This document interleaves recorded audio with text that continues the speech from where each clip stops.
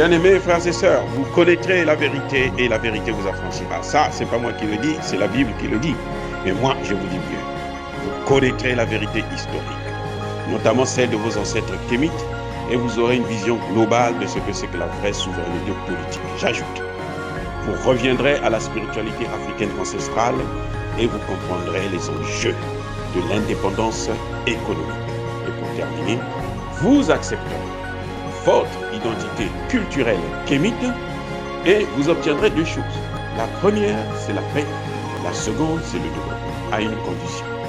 L'unité de toute l'Afrique noire, l'unité de tous les Noirs du monde entier. Otep à tous. Bienvenue sur la chaîne des panafricanistes par essence, par conviction et par excellence. Celle des citoyens kémites par nécessité et obligation de combat. Nous sommes une chaîne qui n'est guidée que par nos ancêtres et rien que par les ancêtres qui appartiennent à l'égrégore du monde noir. Par conséquent, nous ne croyons en aucun Dieu venu de l'étranger. Toutefois, cette vidéo n'est aucunement destinée à inciter à la haine ou à la violence, car nous menons un combat qui est d'abord et avant tout spirituel, intellectuel et démocratique.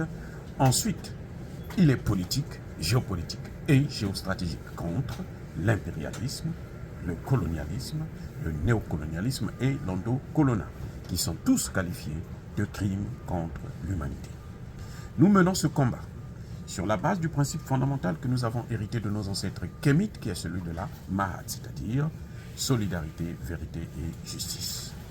Vous êtes donc en droit de connaître la vérité et nous avons l'obligation de vous dire la vérité et rien que la vérité, afin que justice soit rendue au continent africain. Et ça, c'est notre modeste contribution dans cette noble lutte en faveur de la souveraineté, la dignité, la solidarité et l'unité africaine.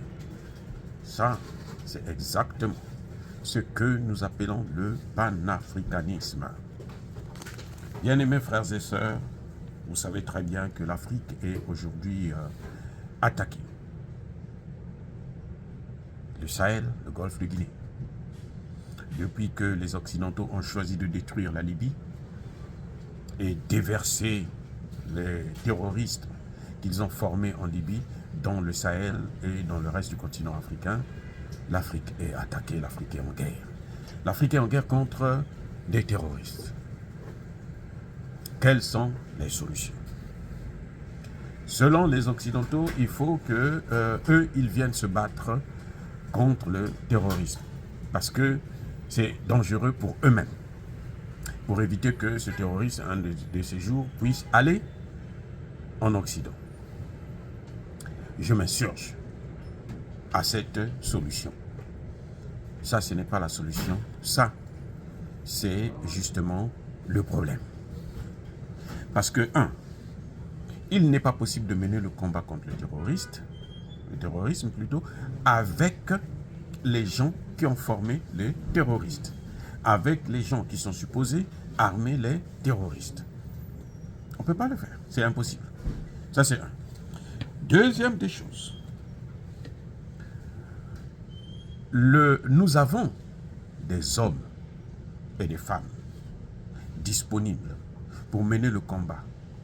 Ce qui leur manque parfois, ce sont les moyens.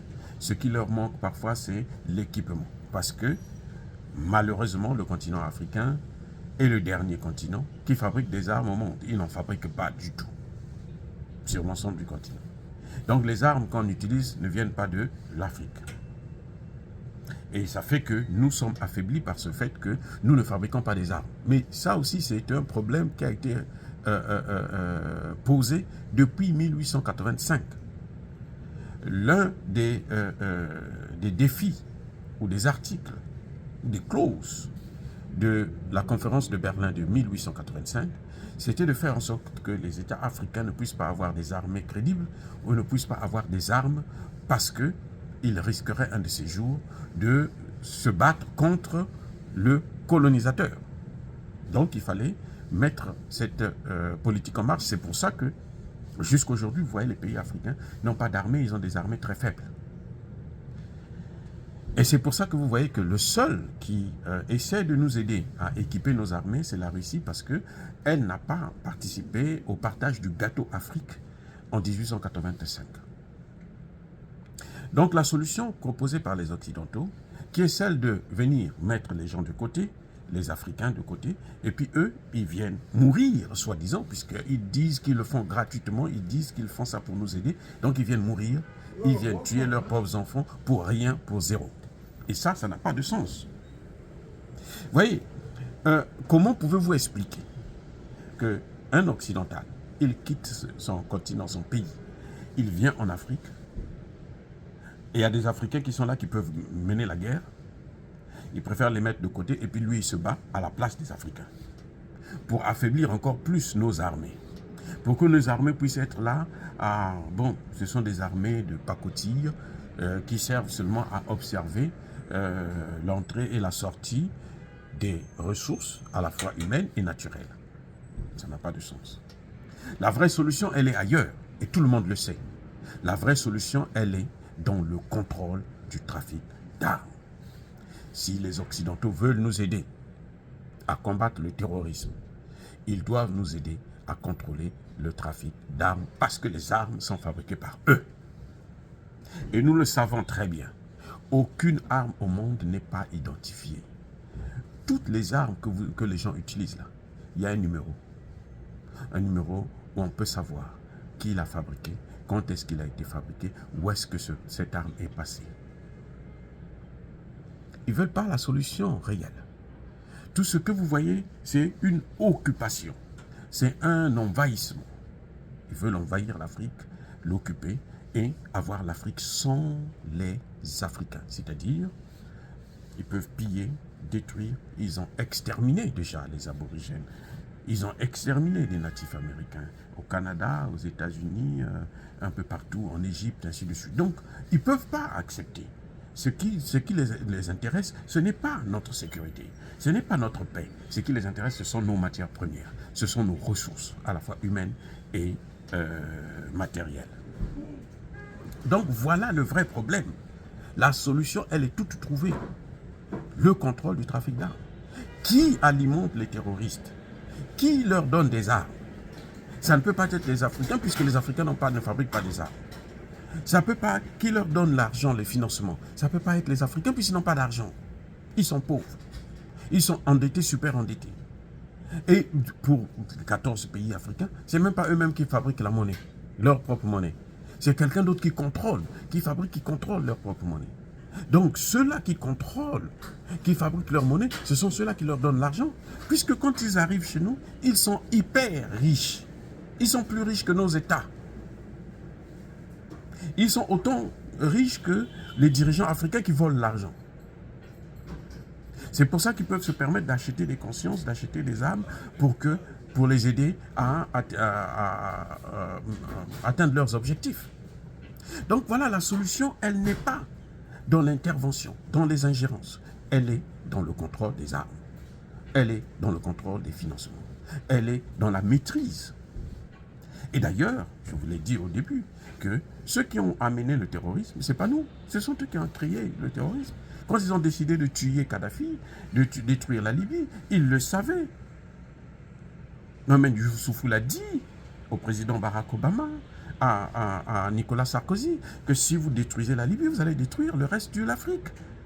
Et c'est ce qui est en train de se passer. Et ils avaient dit non, nous on va terminer tout le travail, on va le faire. Et voilà les conséquences. Donc ils assument qu'ils repartent chez eux, qu'ils n'ont qu'à contrôler leurs armes s'ils veulent bien nous aider. Et surtout, il faut savoir que le terrorisme en Afrique n'est en rien inquiétant pour les Occidentaux. Félicitations. Parce que ce sont eux qui contrôlent les terroristes. Dire cela, c'est inciter à la haine ou à la violence? Non. Il y a Hervé, il y a Malembe. Encore une fois, bien-aimés frères et sœurs, je persiste et je signe. Soyez bénis par le Dieu des Kémites. Et que tous ceux qui persécutent le continent africain, tous ceux qui détruisent, qui déstabilisent et pillent le continent africain puissent être foudroyés, écrasés, maudits et punis par le Dieu des Kémites et par nos ancêtres angélisés. J'ai dit et, comme d'habitude, j'assume.